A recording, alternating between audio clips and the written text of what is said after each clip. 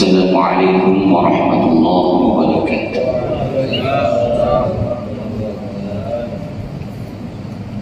Alhamdulillahi rabbil alamin. Wassalatu wassalamu ala asyrafil anbiya'i wal mursalin sayyidina wa maulana Muhammadin wa ala alihi wa sahbihi ajma'in. Qala Allah ta'ala fi kitabil karim, a'udzu billahi minasyaitonir rajim. Bismillahirrahmanirrahim. Inna anzalnahu fi lailatul qadr wa ma adraka ma lailatul qadr. Lailatul qadri khairun min alfi shahr. Tanazzalul malaikatu war-ruhu fiha bi'izni rabbihim min kulli amr. Salamun hiya hatta matla'il fajr. Shadaqallahul azim.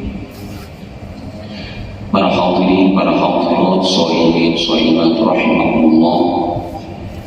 Puji syukur kehadirat Allah Subhanahu wa ta'ala, yang mana kita semua masih bisa berkumpul di masjid yang mulia ini dalam keadaan sehat walafiat, dalam keadaan istiqomah. Mudah-mudahan dijadikan Allah Subhanahu wa ta'ala termasuk orang pilihan. Allah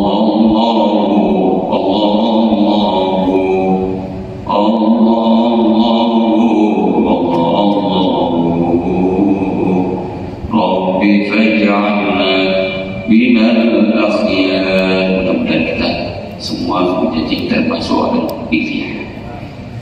Para hadirin, para hadirat yang berbahagia, di dalam kitab Ihya Ulumuddin,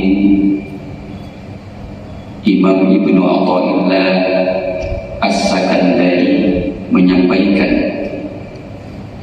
bahwa maksiat awrathat dullan wa iftiqar khairun min ta'atin awrathat izzan wa istikbar.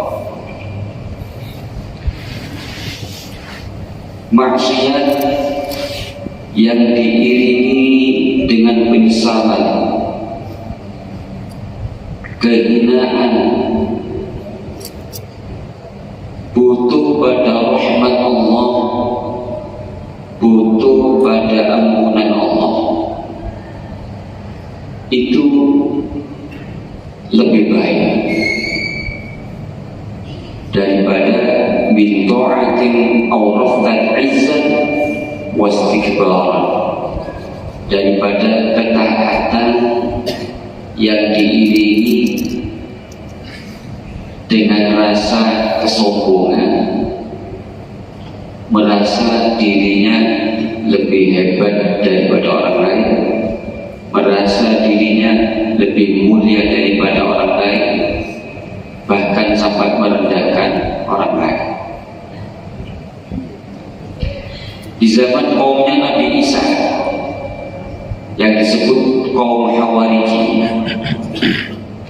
ada seseorang yang dulunya ahli maksiat, banyak dosa. Akan tetapi orang ini mempunyai kebiasaan senang melihat Nabi Isa, melihat wajahnya Nabi Isa, melihat rombongannya Nabi Isa. Kebetulan rumahnya di pinggir jalan.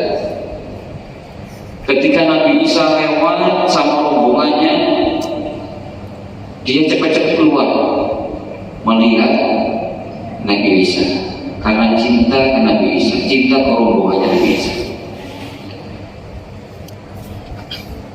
Karena yang dicintai ini seorang Nabi, akan membawa dampak yang positif. Orang ini dulunya banyak dosa, sering maksiat, tapi cinta kepada Nabi Isa, senang melihatnya. Akan tapi mau gabung ke rombongannya masih belum bisa. Karena apa? Merasa dirinya paling hina, merasa dirinya banyak dosa, tak pantas. Akan tapi suatu hari rombongannya Nabi Isa itu lewat lagi. Seperti biasa, orang ini keluar dari rumah melihat wajahnya Nabi Isa dan rombongannya Nabi Isa. Tidak tahu di waktu itu kok hatinya kepingin ikut.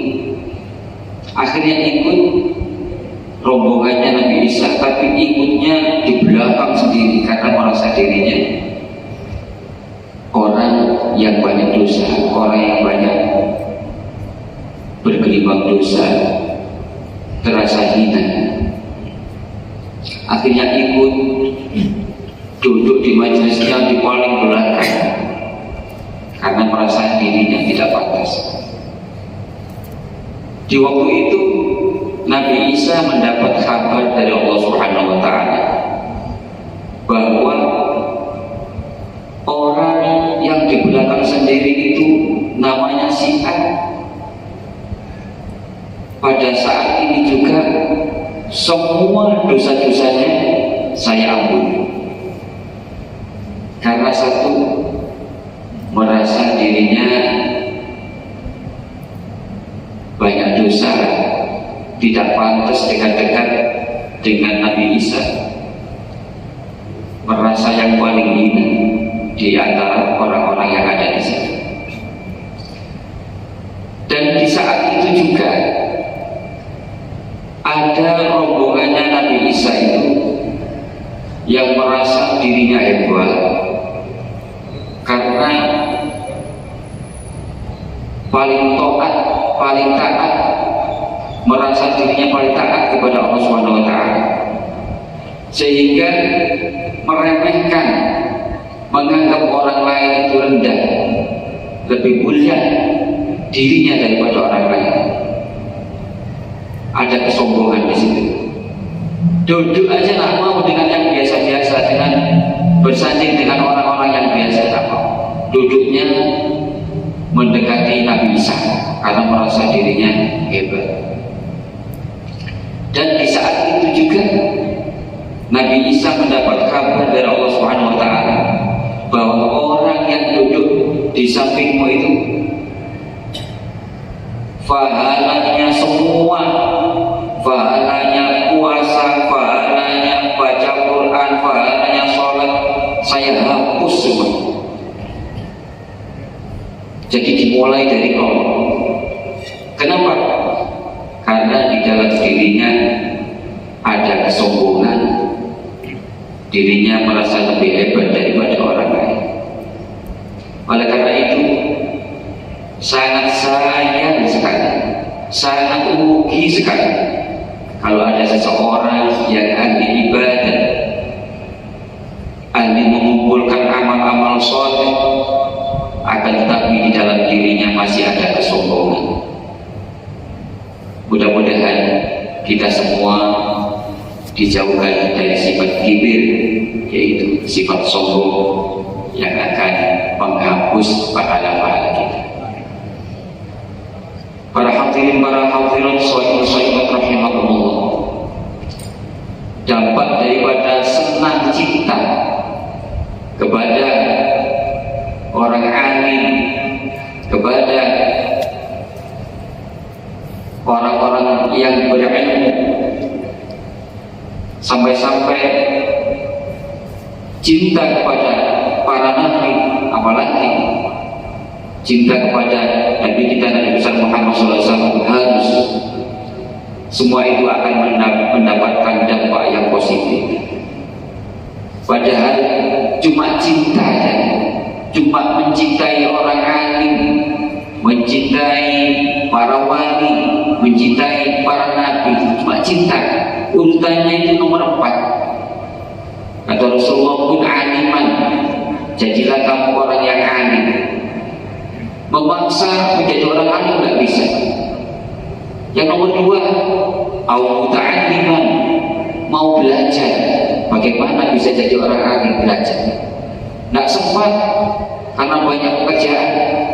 Ya, jadilah yang nomor tiga, au mustami'an, dengarkan aja. Ada kultum didengarkan sambil tidur-tidur, sambil ngorok-ngorok, nggak apa-apa. Yang penting sudah niat mendengarkan tausiah, mendengarkan kultum, niat mencari ilmu. Mustami'an, mendengarkan aja. Mendengarkan tak sempat karena buru-buru habis subuh sudah ke pasar mau dagang. Jadilah yang nomor empat, au muhibban, cinta pada ustaz, cinta pada orang alim, lebih-lebih cinta kepada Nabi besar Muhammad SAW. Kalau sudah cinta, insya Allah kita akan mengikutinya, pola kehidupan kita. Kita misalnya cinta kepada Michael Jackson, ya, bagaimana dirinya seperti Michael Jackson, pakai topi, rambutnya dikeriting, namanya cinta. Terus jalannya bagaimana, gerak geriknya bagaimana, ya seperti itu. Cinta kepada para wali, ya, pakai amama, pakai minyak wangi, pakai sarung, pakai jubah. Nah, itu tanya cinta. Akan mendapatkan dampak yang positif gara-gara cinta. Oleh karena itu, hati kita, pikiran kita, dan anak-anak kita jaga di dalam pergaulan itu. Condong ke siapa, cinta ke siapa. Kalau cintanya kepada yang tidak benar, dilihat tingkah lakunya tiap hari, itu harus sebagai orang tua mengarahkan pada bagaimana anak-anak cucu kita cinta pada orang alim, mengikuti gaya gerak-geriknya orang alim, sehingga nanti bisa dikumpulkan dengan para ulama, para alim, para aulia, dikumpulkan pada nabi-nya Allah Subhanahu wa taala. Para hadirin rahimakumullah. Kultum yang terakhir ini mau ngomong apa? Karena sudah dihabisi oleh ustaz-ustaz sebelumnya. Sekarang sudah 25 bulan puasa. Ya, 25 puasa. Berarti 25 ustaz yang sudah dihabisi. Jadi kata Imam Ghazali, kalau tidak bisa mengambil semuanya yang disampaikan, jangan sampai ditinggalkan semuanya. Artinya dalam satu bulan ini 30 ustaz yang menyampaikan di sini, mulai bab puasa sampai bab zakat, bab apa aja di sini sudah ada. Oleh karena itu jangan sampai semua yang disampaikan oleh para asatidz itu masuk telinga kanan, keluar telinga kiri. Artinya tidak membekas sama sekali. Jadi kalau tidak bisa mengamalkan semuanya, jangan sampai ditinggal semuanya. Satu kan, dua kan, tiga kan yang diambil dan diamalkan. Al-ilmu bila amalin kasyajar bila taman. Ilmu tanpa diamalkan seperti pohon yang tidak berbuah. Sampai punya pohon durian 1000, tidak ada yang buah. Tapi punya 10 pohon, masya Allah buahnya Jadi wong Jawa kembil banyak. Lebih baik yang 10 yang bermanfaat, memberi manfaat kepada kita. Oleh karena itu mudah-mudahan kita semuanya bisa mengamalkan, meskipun tidak semua yang disampaikan para asatidz, salah satunya yang menjadi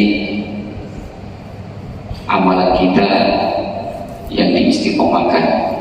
Mudah-mudahan kita panjang umur bisa ketemu Ramadan yang akan datang. Karena umur kita tidak tahu. Kemarin puasa Ramadan masih banyak teman-teman kita yang di depan sok depan ini. Saya tanya, mana Pak Haji ini, mana Pak Haji ini? Ternyata sudah tidak ada semua. Dan puasa kemarin saya masih punya 2 orang tua. Puasa sekarang sudah tidak ada. Sudah kembali dipanggil Allah Subhanahu wa Ta'ala. Mudah-mudahan yang mendahului kita semua, jamaah Masjid At-Taubah, orang-orang tua kita semuanya dijadikan husnul khotimah, amal ibadahnya diterima oleh Allah Subhanahu wa Ta'ala. Sedikit yang bisa saya sampaikan, dan saya mohon ampun, mohon maaf karena saya tidak pandai bicara. Jadi kalau ada salah kata mulai awal dari akhir, mohon maaf sebesar-besarnya. Menyinggung hati, menyakitkan hati, itu bukan niatan dari saya. Mudah-mudahan kita saling memaafkan. Wabillahi taufiq wal hidayah. Wassalamualaikum warahmatullahi